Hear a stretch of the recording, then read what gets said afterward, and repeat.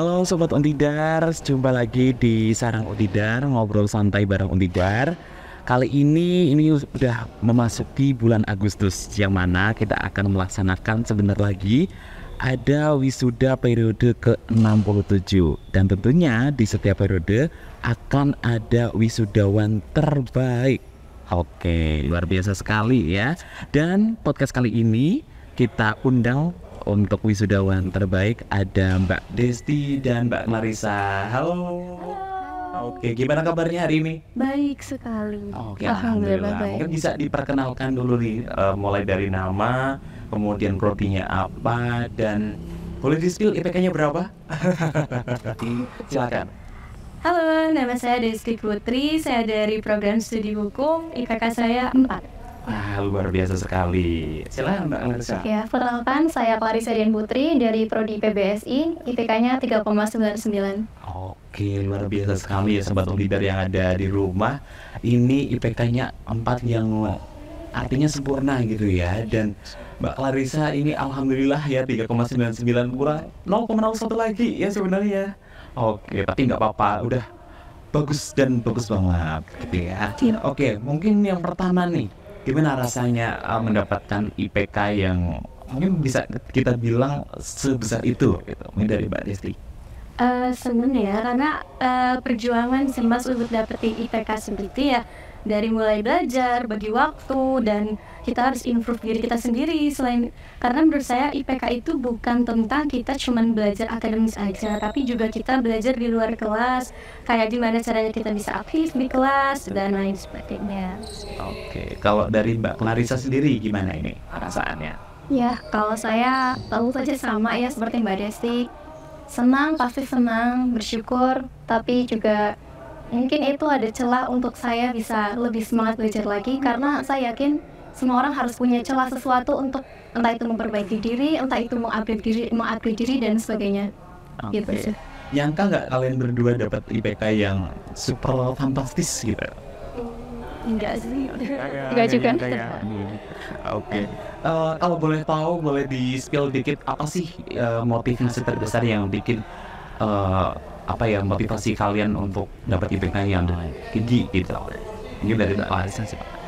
Kalau motivasi, mungkin yang pertama karena saya kan keluarga yang biasa aja sebetulnya. Pendidikan di keluarga saya sangat biasa saja, tapi masalahnya karena orang tua zaman dulu ya, rata-rata itu lebih melihat pada nilai. Dan itu saya mencoba memperjuangkan di situ karena saya merasa saya tidak bisa memperjuangkan hal yang lain, entah itu materi seperti kakak-kakak saya yang sebelumnya, mereka sudah bekerja begitu. Dan saya memilih jalur yang lain, tidak seperti kakak-kakak saya, jadi saya berusaha mewujudkan apa yang orang tua saya inginkan, seperti itu sih. Itu yang paling besar motivasinya. Oke, kalau dari Mbak Desti gimana? Kalau saya kurang lebih juga sama ya, motivasi saya tuh ya ibu saya, karena saya kan hidup sama mama saya, jadi apa yang bikin saya semangat ya mama saya. Kalau saya lagi belajar, itu saya pasti lihat mama saya, karena tujuan saya itu ya untuk membanggain diri saya. Jadi ya motivasi terbesar sih untuk saya tetap belajar dan grow up itu ya mama. Oke, berarti kembali lagi motivasi terbesar adalah keluarga gitu ya, yang selalu support dan selalu mendukung kalian untuk menjadi orang yang sukses gitu ya. Oke, kalau boleh tahu nih, bisa di-spill dikit cara kalian bagi waktu antara mungkin kuliah, kemudian belajar di setelah kuliah, ataupun dengan biasanya kan mahasiswa suka nongkrong-nongkrong gitu ya. Nah, gimana sih cara bagi waktu dari kalian? Silakan Desti. Oke, kalau aku dulu waktu semester 4 sampai semester 6 itu emang lagi hektik-hektiknya, karena kita kan mahasiswa ya tetap, jadi mau ikut organisasi, terus kita ikut penelitian, ikut pengabdian. Nah, caranya aku untuk bagi waktu itu adalah selalu manajemen waktu dengan nulis kegiatanku 1 minggu ke depan itu akan ngapain, dan itu pasti aku akan maintain itu sebaik mungkin. Jadi aku tanya dulu ke himpunanku waktu itu ada acara apa kita di minggu depan. Nah, tapi di sela-sela kegiatan itu aku selalu yang penting untuk belajar. Jadi menurutku belajar itu bukan cuma kalau ada tugas. Jadi kalau misalnya hari besok itu ada pelajaran apa, itu aku selalu buka RPS-nya dan aku selalu mempelajari apa yang besok akan diajarkan sama dosen. Jadi aku memegang prinsip sesibuk apapun aku nggak mau masuk kelas dalam keadaan kosong. Nih, kalau dari Clarissa sendiri gimana ini? Ya, mungkin sama juga ya ternyata ya. Saya juga tipe orang yang suka menulis sebetulnya. Bisa juga berkunjung di blog saya mungkin ya, di Clarissa Dian Putri 24 Blogspot. Tapi lebih kembali lagi ke jadwal tadi, saya juga rajin sekali buat schedule karena saya punya kesibukan lain seperti sama organisasi himpunan, kemudian ada UKM dan ngeles juga buat nambah pendapatan ya. Dan karena les saya itu pasti berubah-ubah. Contohnya ketika ada UTBK, pasti saya akan nambah itu dari UTBK teman adik-adik tingkat saya ataupun yang mau masuk gitu ya, masuk perguruan tinggi. Dan itu harus sering reschedule jadwal gitu, nggak yang tetap 1 bulan gitu. Tapi sebetulnya bisa bertahan dalam 1 bulan. Jadi kalau Mbak Desti mungkin 1 minggu ya, saya mungkin bisa 1 bulan. 1 bulan diganti, 1 bulan diganti seperti itu. Tapi itu saya rutin dari bangun tidur sampai tidur lagi, saya pasti ada atur jadwalnya. Gitu sih. Oke, wah luar biasa. Di samping memang tugas kewajiban sebagai seorang mahasiswa adalah belajar, tapi tetap ada kegiatan lain ya, dan tetap bisa mempertahankan prestasi di akademiknya ya. Alhamdulillah. Oke, kalian kan berdua ini bisa kita sebut sebagai orang yang pinter gitu ya, karena IPK-nya juga sempurna gitu kan. Kira-kira apakah ada metode belajar kalian yang mungkin bisa di-spill ke sobat leader yang ada di rumah? Silakan dari Clarissa. Kalau saya ingin ini ya, mengklarifikasi pinternya dulu ya. Sebetulnya enggak, karena saya sangat dari SD sebetulnya bukan tergolong orang yang pintar, tapi saya cenderung rajin sebetulnya, agak rajin ya. Jadi karena saya sangat tidak tahu apapun, saya selalu menanamkan diri saya tidak tahu itu, saya tidak tahu itu, dan itu membuat saya untuk ayo belajar begitu. Dan itu ketolong dibanding kakak saya yang nggak pernah belajar begitu ya, mereka bisa dapat peringkat, saya nggak bisa. Kalau jadi saya pernah di SD saya sama sekali nggak belajar, dan itu sampai kelas 5. Di kelas 6 saya baru sadar enggak, saya harus belajar. Dan dari kelas 6 saya punya prinsip prestasi itu menagihkan. Ternyata sampai SMK, sampai SMP, SMK, sampai hari ini begitu. Walaupun mungkin bagi orang seperti Mbak Desi bilang, ada yang menganggap nilai itu hanya apa begitu ya, tapi ternyata tidak kan. Nilai itu ya banyak sekali maknanya gitu sebetulnya, bukan hanya akademisnya saja begitu.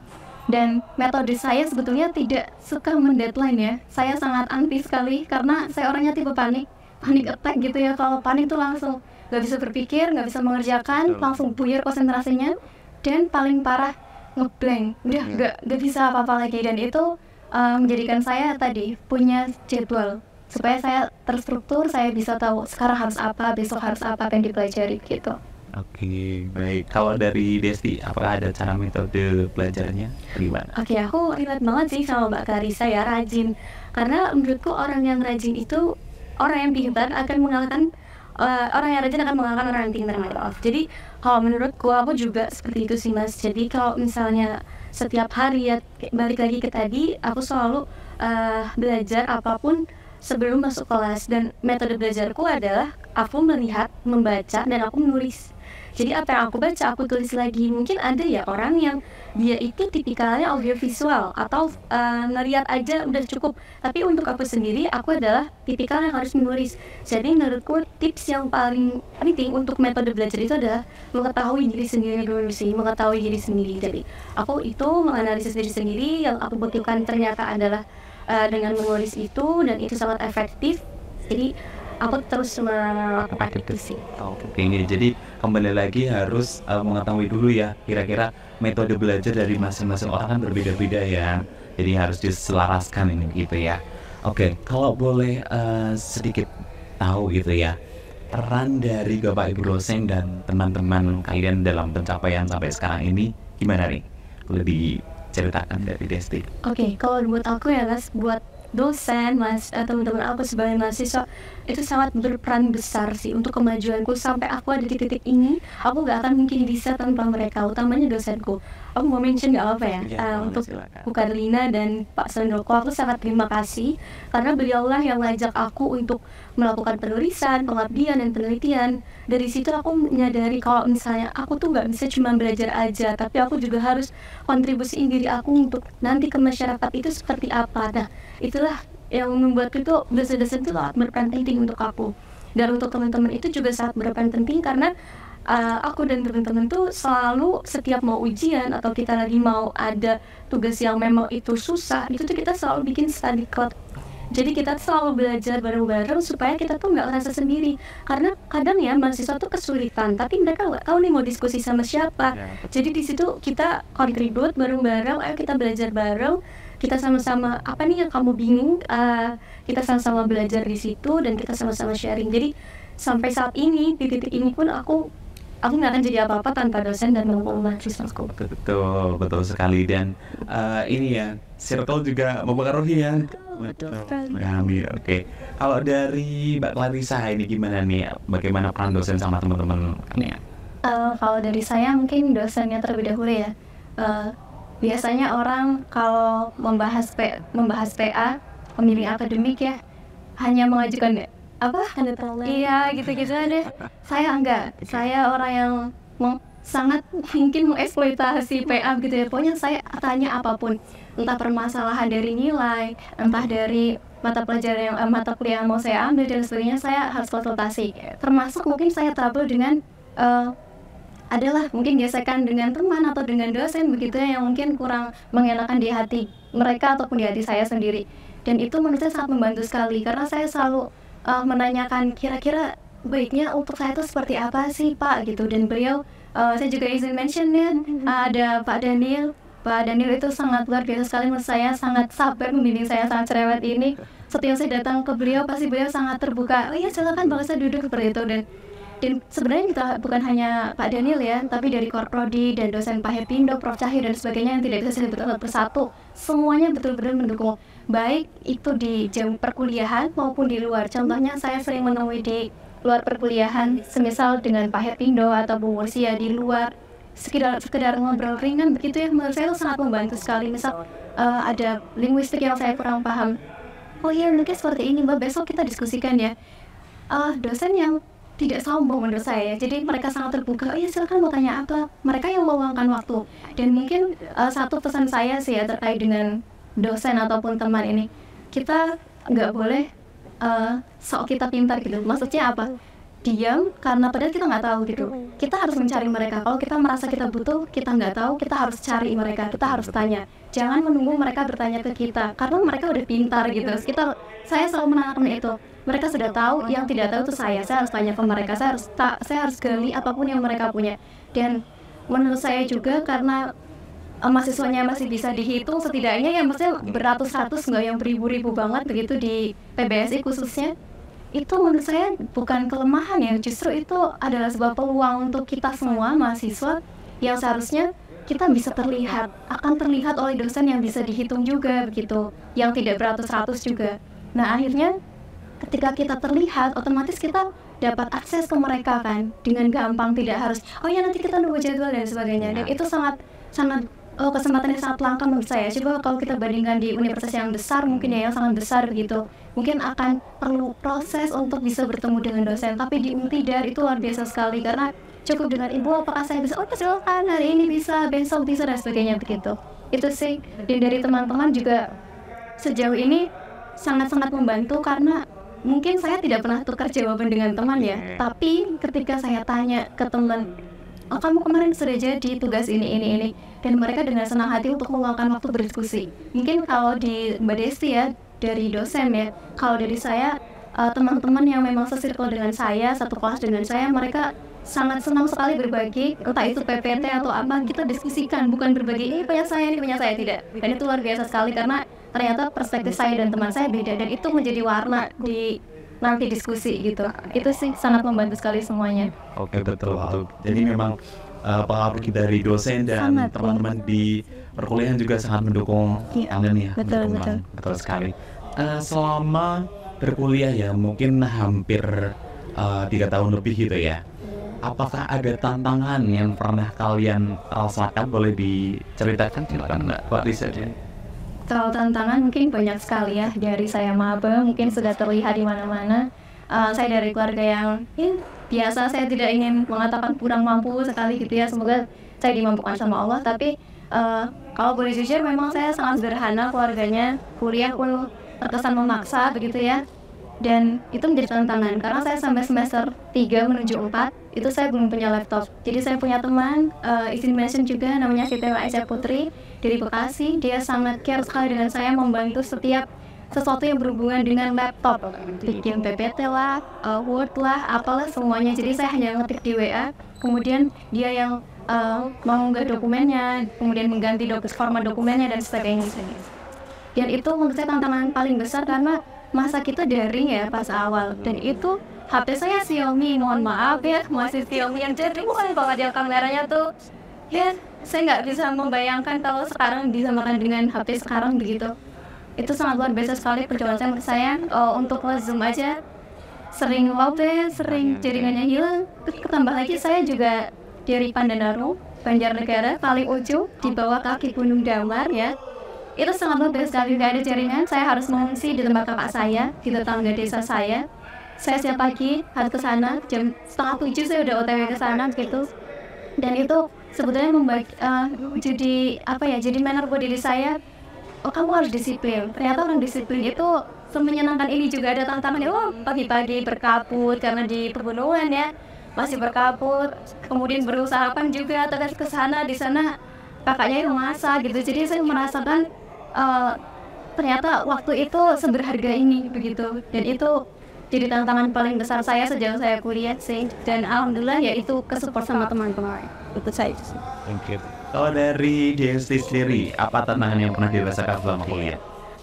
Yang paling challenging ya cara belajar sih. Anak aku dari SMK itu jurusannya bahasa. Terus akhirnya pindah ke jurusan hukum kan kurang linear ya.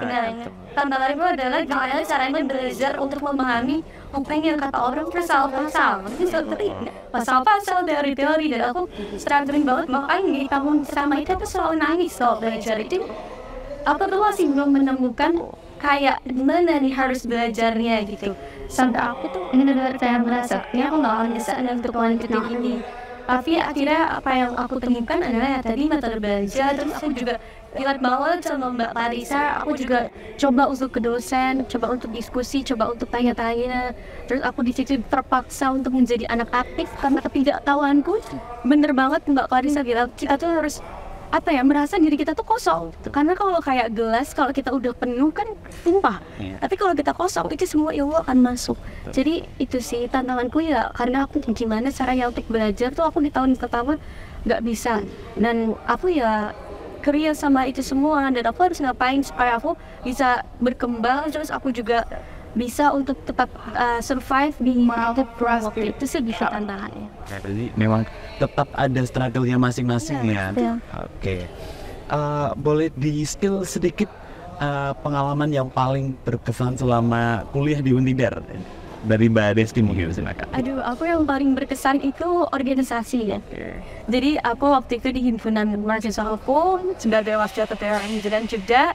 Di situ aku banyak banget belajar, utamanya tuh kayak menghadapi orang, terus public speaking juga. Gimana sih caranya kita bisa menghadapi orang banyak dengan berbagai mood, dengan berbagai kepala. Itu aku belajar banyak di situ. Itu sangat berpengalaman yang baik buat aku. Terus juga aku ikut di Satgas PPKS, kebetulan juga aku juga jadi belajar gimana ya cara nanganin korban dengan benar, dengan perspektif kita. Itu suatu hal sangat yang berharga buatku. Terus juga yang paling berkesan ya kalau lagi penelitian, kalau lagi pengabdian sama dosen, karena aku jadi sadar balik lagi kayak dia kalau misalnya aku tuh keilmuanku bukan aku untuk hidup sendiri, karena hukum teori itu sangat bosen. Tapi ketika kita udah bisa mengimplementasikan itu ke masyarakat, kita bisa melihat kondisi realnya, kita juga bisa hukum itu berjalan sesuai dengan masyarakat, ya itu akan baik. Karena kan kondisi Indonesia juga urgent kondisi hukumnya. Jadi aku ketika penelitian dan pengabdian itu sangat berkesan buat aku selama perkuliahan ini. Oke, kalau dari Mbak Clarissa, apa yang paling berkesan di Unidar? Sebetulnya kalau bilang paling berkesan ya, karena saya juga dari SMK yang masih merintis waktu itu. Saya angkatan ketiga, dan angkatan kakak saya tuh gak bisa masuk PTN karena memang belum akreditasi. Jadi angkatan saya baru C, waktu itu saya ingat sekali. Jadi masuk di Unidar C itu udah sangat luar biasa gitu. Saya kayak, wah ternyata bisa masuk PTN gitu kan. Ditambah dengan gaya belajar yang ada pertama ya daring, kemudian ada blended, kan daring sama offline gitu. Jadi ngerasain yang ternyata pengalaman belajarnya tuh luar biasa ya, bisa pakai ini, bisa kesini, bisa kesana, begitu-gitu. Dan sama juga organisasi, saya ikut UKAI, Iksan, himpunan gitu ya. Dan betul sekali saya pernah jadi kadif, dan itu juga kalau beliau wakil ya, kalau saya jadi kadif ya. Dan itu sangat berat menurut saya, tapi belajar menurut saya tuh luar biasa sekali, karena ternyata saya merasa diri saya sudah bisa memimpin sebelumnya di SMK karena sekolahnya kecil ya mungkin, jadi saya ikut DA, saya ikut OSIS begitu. Saya pikir saya masih bisa, ternyata di kampus yang seperti ini dengan kepala yang wah gitu ya, satu himpunan aja 50 katakanlah ya, sedangkan di SMK saya nggak sampai begitu gitu. Dan saya pikir ternyata seberat ini, tapi seluar biasa ini juga. Dan kemudian ditambah dengan Iksan, itu luar biasa sekali. Di Iksan saya ingat sekali satu pesan dari kadif saya dulu di LKTI, di KTI mohon maaf, di Kalkulis itu ada Mbak Mail Ecawatis. Beliau tuh bilang masuk Iksan tuh nggak harus punya prestasi, tapi keluar harus punya prestasi. Dan itu pas saya semester berapa gitu ya, dan itu jadi semua saya, oh ya setidaknya pikirlah apalah yang bisa menjadi prestasi gitu ya. Mungkin saya dulu sibuknya nyari uang lebih ke kayak, oh ini ada program ini yang berduit nih, ayo kita coba gitu. Itu saya suka seperti itu. Kemudian kayak sibuk les, itu juga saya sibuk sekali. Dari pagi kalau kosong saya pokoknya, misal itu memang ada yang mau, saya harus isi. Sore apalagi, malam apalagi kan, mereka pasti banyak tuh kalau malam atau sore, tapi kalau pagi itu jarang. Tapi kalau ada saya harus kejar gitu biasanya. Dan ketika masuk ke Iksan, saya ikut kepengurusan, saya ikut anggota juga. Waktu pertama anggota dulu ya, kemudian ikut kepengurusan. Di situ disambut seperti keluarga, sangat-sangat kekeluargaannya tuh luar biasa banget. Dan itu jadi saya merasa, oh ternyata Untidar luar biasa banget ya, dengan mereka banyak sekali pencapaian di setiap divisinya gitu. Makanya saya, oh ternyata keren banget ya. Banyak orang yang adalah, bukan banyak ya, maaf, saya ralat, ada beberapa orang yang bilang, aku ya di Untidar gitu, kecil inilah itulah begitu. Tapi ternyata mereka nggak lihat sisi prestasinya begitu. Itu yang perlu kita tonjolkan mungkin ya. Dan bagi saya itu sangat penting untuk diperlihatkan di sisi prestasinya itu, terutama seperti Iksan, himpunan begitu.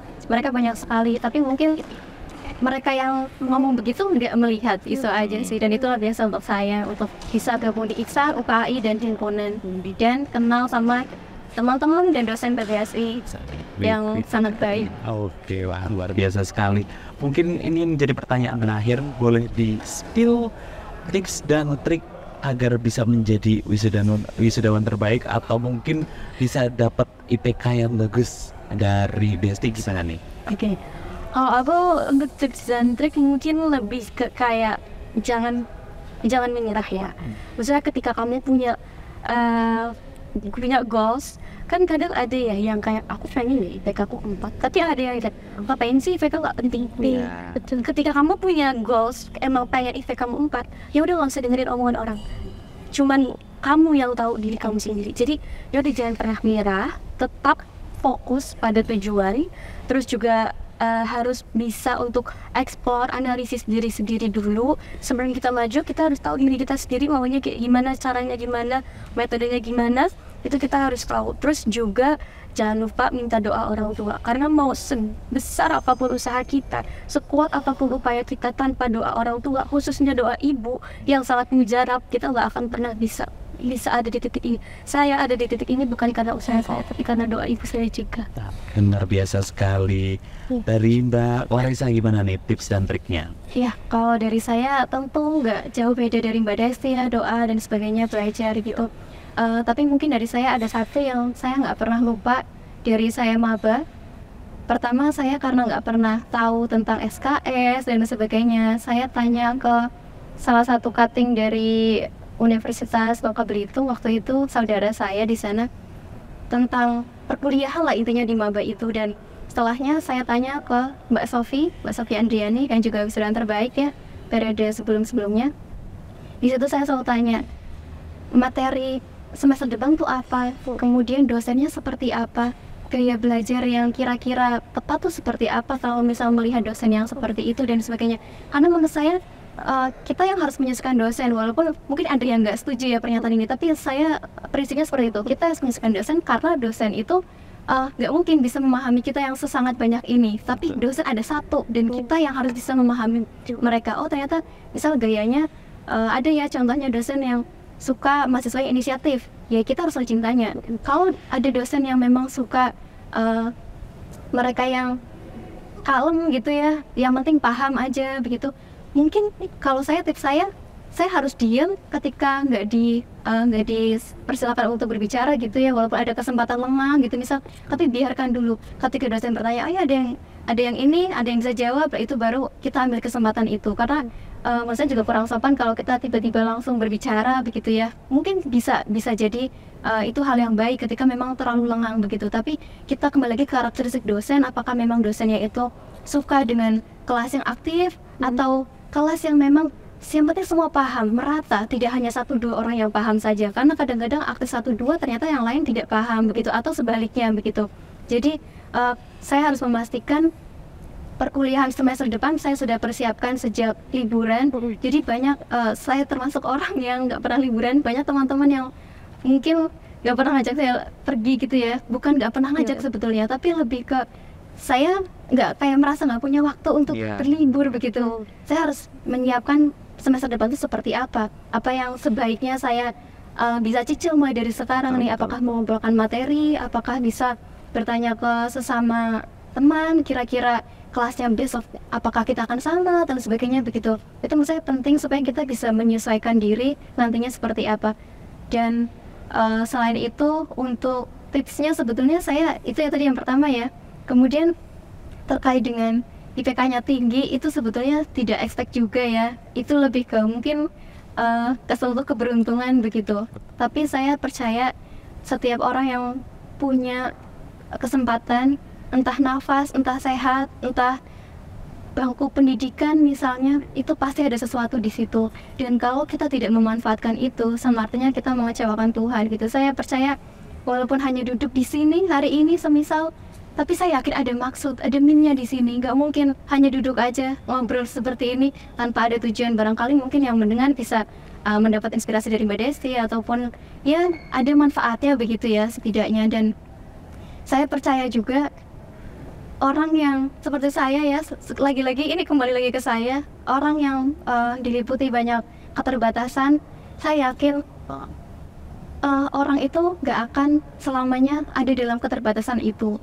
Jika orang itu berani bertanya, apa yang harus kita lakukan untuk keluar dari keterbatasan ini? Tapi kalau dia tidak mau bertanya pada Tuhan khususnya, pasti dia akan terbelenggu di keterbatasan itu. Dan saya percaya orang yang penuh keterbatasan seperti saya ini juga itu tidak akan selamanya di bawah begitu ya. Seperti tadi terbelenggu, tapi ini posisinya di bawah, tidak. Tapi ketika kita berani untuk setidaknya mengupgrade diri kita, saya yakin itu juga menjadi celah. Walaupun kita mungkin lelah, mungkin mau menyerah, tapi masa iya kita mau mengecewakan Tuhan? Itu sih yang paling penting. Wah, luar biasa sekali ya. Semoga tips dan triknya bermanfaat ya bagi Sobat Undidar yang ada di rumah. Terima kasih Desti dan Clarissa. Selamat wisuda di Agustus ini, dan semoga kedepannya menjadi orang yang sukses ya kalian berdua ya. Oke. Baik Sobat Undidar, sudah cukup untuk podcast kali ini. Terima kasih yang sudah menonton, dan sampai jumpa di podcast Sarang Undidar berikutnya.